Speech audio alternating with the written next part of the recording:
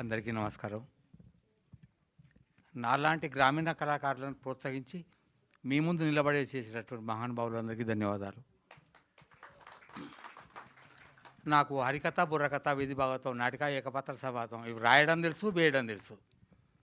కానీ ఇవాళ నేను సినిమాలో కూడా చేస్తున్నాను.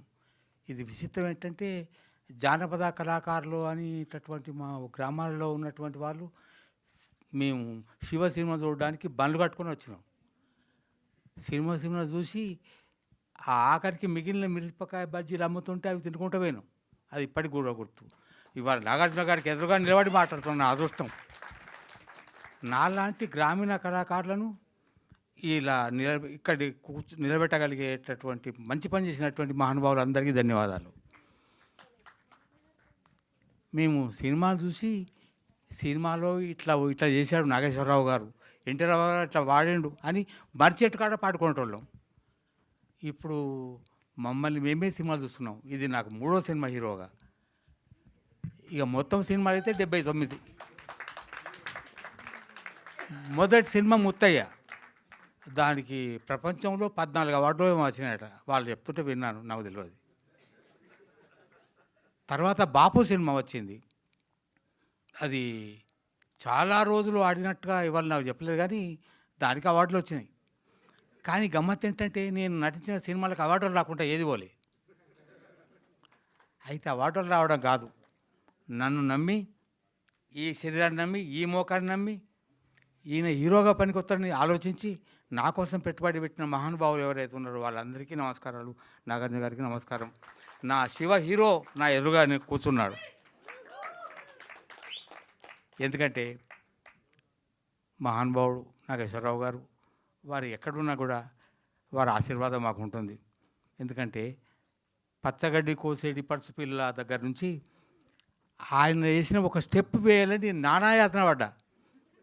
నాకు నేర్పినటువంటి ఆవునూరు సమ్మయ్య అనేటటువంటి ఒక పెద్దవాడు, ఆయన డాన్స్ బాగా చేసేవాడు. నాకు నీలాగా చేయాలన్నది అన్నాడు.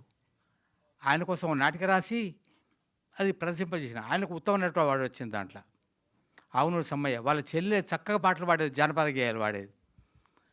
వారు ఎక్కడున్నారో ఎలా ఉన్నారో మంచిగానే ఉండి ఉంటారు.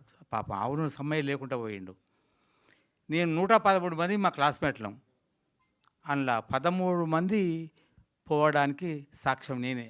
పైన కాడ చూసిన. ఈ మిగతా 100 మంది ఎక్కడనో తెలియదు నాకు. నేను 3 సార్లు 10th ఫెయిల్. కానీ నా దగ్గర చదివిన వాళ్ళు 40 సంవత్సరాల్లో ఒక్కరు 10th ఫెయిల్ కాలే. నేను ఇంగ్లీషులో లెక్కల్లో ఫెయిల్. నా దగ్గర చదివిన వాళ్ళు లెక్కల్లో ఇంగ్లీషులో కూడా ఫెయిల్ కాలే. వాడు పాస్ కావాల్సి సచ్చినట్టు పాస్ కావాల్సిందే.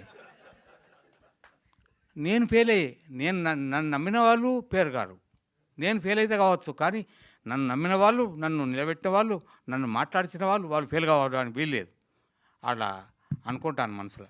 అలాగే వాళ్ళకు విజయం కావాలని కోరుకుంటాను. ఆనంద్ గారు నన్ను నమ్మిండ్రు, నాగార్జున గారు నన్ను నమ్మిండ్రు. దీనికి ఆర్థికంగా ప్రోత్సహించి వినోద్ గారు, కెమెరామెన్ గారు కూర్చుంది. ఒక్కొక్కసారి మా అమ్మ ఎట్లా నిలబెట్టిందో అట్లా నిలబెట్టి, నాకు మేకప్ వేసేటోళ్ళు కూడా మా అమ్మ తర్వాత అంత మెల్లగా దువ్వింది వీళ్ళే. మిగతా చోట్ల అంత సౌకర్యంగా లేదు. అట్లాగే నాకు ధోతి కట్టినప్పుడు కూడా మా అమ్మ కట్టేది, నాకు లాగు తొడిగేది. నాకు ఇక్కడ కూడా అట్లా అనిపించింది. అచ్చమ్మ అమలాగా తర్వాత దువ్వింది వీళ్ళే అనిపించింది. అయితే ముత్తయ్యలో బాపులో నాకు అట్లా జరగలేదు. కట్టుకోవా, ఈ ధోతి కూడా మేము కట్టాలనా అన్నోళ్ళు. నేను కట్టుకుంటలే. ధోతి కట్టడం నాకు రోజు జీవితం అంతా టీచర్గా ధోతి కట్టుకోవాలి, ఆ షర్ట్ వేసుకొని పోవాలి, తువాలు వేసుకోవాలి, బొట్టు పెట్టుకోవాలి. అవి లేకపోతే మేము టీచర్గా పరిగినాం అక్కడ. అలా జీవించినటువంటి వాడిని. జీవితంలో ఏది చేయాలనుకున్నానో అది చేశాను. నాకు శంకర్లింగం గారు మొదటి ప్రోత్సహించాడు. మా జూపాక గ్రామస్తుడు శంకర్లింగం గారు. వారు ఆశాజీవి నాటకం వేశాడు. ఆయన సినిమా యాక్టర్ కావాలని కష్టపడి వచ్చాడు. హైదరాబాద్కి వచ్చి చాలా ఇబ్బంది పడి వెనక్కి వచ్చాడు. కానీ వారు నన్ను ప్రోత్సహించినటువంటి వాళ్ళు వారొకరు అరుట్ల రంగాచార్యులు గారని మా మాస్టారు.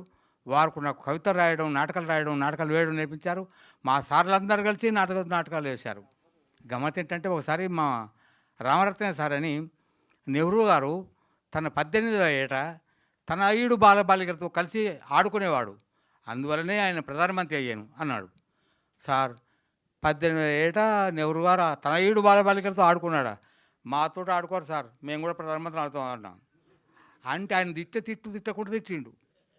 దుర్మార్గుడా, దూర్తుడా, నేను నెహ్రూ గారి చేత నువ్వు గట్లా అంటావరా అంటే, సార్ 18వ ఏట తన 7 బాలబాలికలతో ఆడుకునేవాడు ప్రధానమంత్రి కాకపోతే ఏమవుతాడు సార్?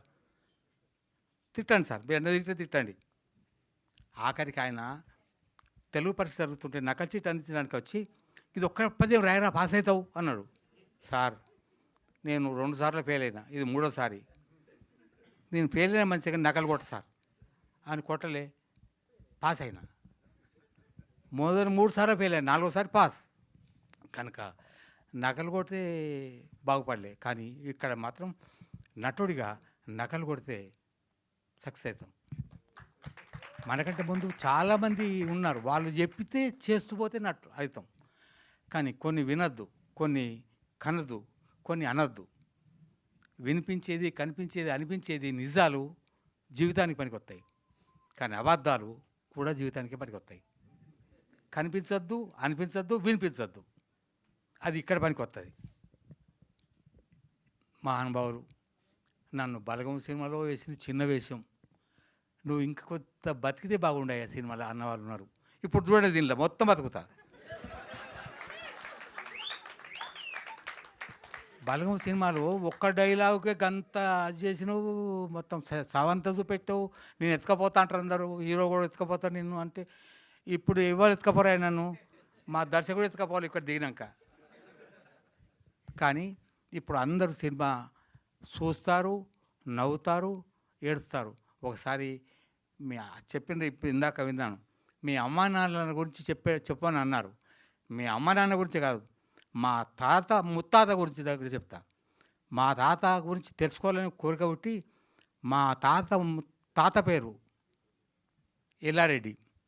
ఆయన భార్య పేరును తెలుసుకోవడానికి 4 రోజులు ప్రయత్నం చేస్తే ఆమె పేరు లక్ష్మీదేవమ్మ అని తెలిసింది. వాళ్ళ అవ్వగారు ఊరికి పోయిన, ఆమె ఎవరో తెలియని వాళ్ళు ఉన్నారు అక్కడ. ఆమె కొడుకు పేరు మల్లారెడ్డి, రామిరెడ్డి, నాకు పూర్తి మర్చిపోతాను. ఎల్లారెడ్డి,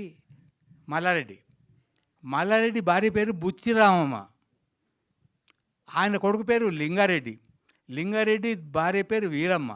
వారు నా తాతమ్మ. వాళ్ళ కొడుకు మా నాయన, ఆయన పేరు రాజిరెడ్డి, మా అమ్మ పేరు సుశీలమ్మ. నేను సుధాకర్ రెడ్డి, మా ఆవిడ పేరు శారద.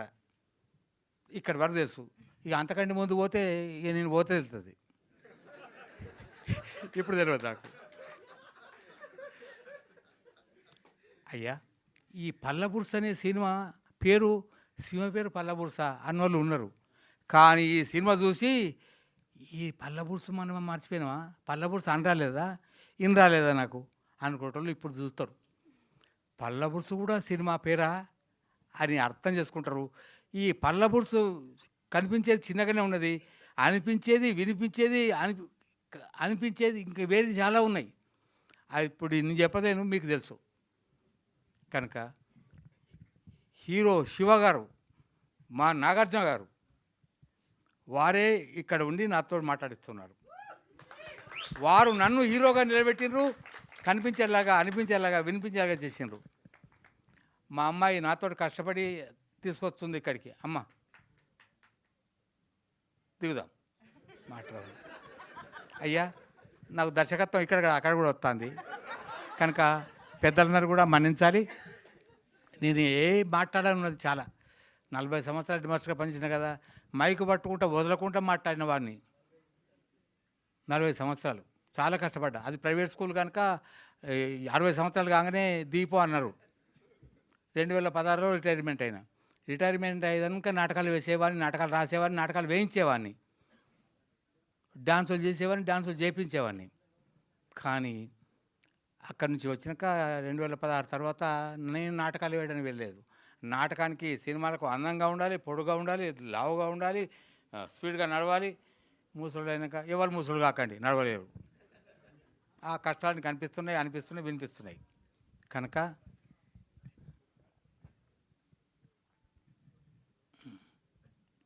పర్లేదు. అవి అలా జరుగుతూనే ఉంటాయి. సార్ ఇందాక నుంచి నాకు ఒక చోట కొట్టేస్తుంది. అంటే పచ్చగడ్డి కోసేటి పడుచు పిల్ల డాన్స్ ఎవరి కోసం వేయడానికి అంత కష్టపడ్డారో తెలుసుకోవాలని అక్కడ ఆగిపోయాం మేము.